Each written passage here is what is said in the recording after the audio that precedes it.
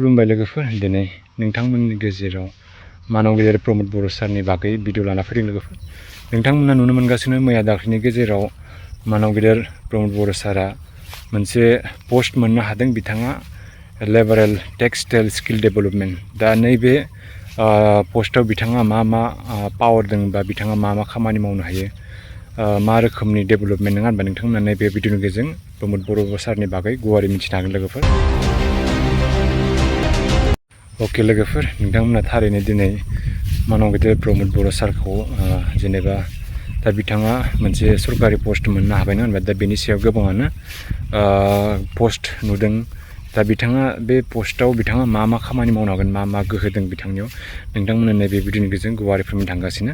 दिनै नोंथांमोना नुनो मोनदों बिथाङा जेनेबा दा बे पोस्टखौ मोननो हानानै दा बिथाङा खुसियाव दंना गैया, बा बिथाङा थारैनो गोजोननाय दंना गैया, नोंथांमोना नैबे भिडिअनि गेजेरजों गुवारै मिथिनो हागोन। दा बिथाङा थारैनो खुसिबो जानो हागौ नङा होनबा। दा बिथांनि जिहेथु UPP सरकार दासान्दि पावाराव गैया, दा दासान्दि नङा होनबा बिथाङा दा जिखिनि बिथाङा सरकारनिफ्राय बिथाङा दा जिखिनि पोस्ट मोनदों बा गोहो मोनदों बेखौ दासान्दि मावथ'नायनि थिरांथा लादों। बेजों लोगोसे बिथाङा फोरमायदों दिनैनि दिनाव बे लेबारेल स्किल टेक्सटाइल डेभेलपमेन्ट बेवहाय बिथाङा फोरमायदों जे मा मा मावनो हायो, मा मा मावनो हाया, नोंथांमोननो गुवारै फोरमायनो थांगासिनो लोगोफोर। दा बिथाङा बेवहाय लेबारेल टेक्सटाइल स्किल डेभेलपमेन्टआव बुंनो थाङोबा नोंथांमोना फ्रायानो मिथिखायो गोबाङानो। दा जाय नोंथांमोना मिथिनो हाया नोंथांमोना गुवारै फोरमायनो थांगासिनो।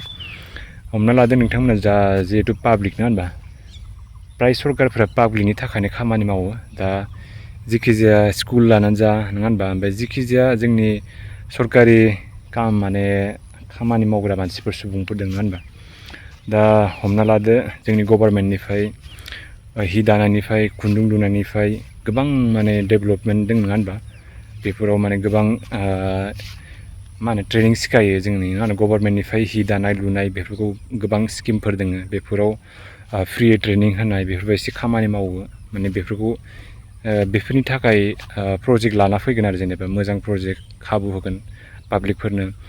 बेजों लोगोसे स्कुलाव जिहेतु फ्रि ट्रेनिं, जेनेबा हमना ला गोबां रोखोमनि नार्सफोर दङ, कम्पिउटारफोर दङ, गोबां प्राइभेटफोरनि जेनेबा हमना ला कम्पानिफोर दङ नङा होनबा, इलेक्ट्रिसियान, टेकनिकेल, बेफोरबायदि गोबां रोखोमनि फ्रि ट्रेनिं होनायनि मोनसे स्किल डेभेलपमेन्ट पोस्ट मोनदों बिथाङा प्रमोद बर' सारा।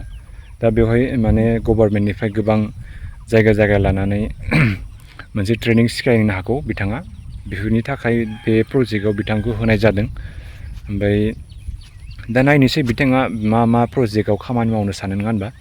दा जिखिजाया आंनि जिहेतु मिथिनाय हिसाबै दा सरकारनिफ्राय जिहेतु प्रजेक्टफोर दं गोबां बिदिनो नङा होनबा, टेकनिकेलनिफ्राय लानानै इलेक्ट्रिसियान, नार्सिं बायदिसिना, जाय बिदिनो कम्पिउटार लाइन बायदि इन्जिनियार लाइन बेफोरबायदि गोबां सोलोंनो गोसो नङा होनबा। बेफोरबायदि मोनसे सरकारनिफ्राय फ्रि फैनाय ट्रेनिंफोर थायो। बेफोरखौ बेयावहाय ट्रेनिं होनायनि मोनसे सुबिदा होगोन फ्रियै नङा होनबा। बेफोरबायदि थानो हानाय, लोगोसे हि दानाय नोंथांमोना मिथिखायो नङा होनबा।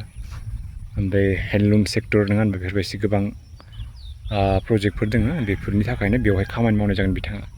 दा नोंथांमोना गोबाङानो कनफिउस जानानै बिथाङा जे मा टेक्सटाइल स्किल डेभेलपमेन्ट बेफोरबायदि नङा होनबा। दा जिखिजाया लोगोफोर, आं जिहेतु जिखिनिसो मिथिनो हादों बिथाङा बेफोरबायदि लेभेलनि खामानि मावनो हागोन।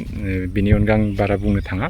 नोंथांमोना जिखिजाया माबायदि मोनदों, नोंथांमोना भिडिअखौ मोजां मोनोबा लाइक, साबस्क्राइब, शेयार खालामबानो जाबाय। गोजोननाय थाबाय। थेंक इउ स' माच।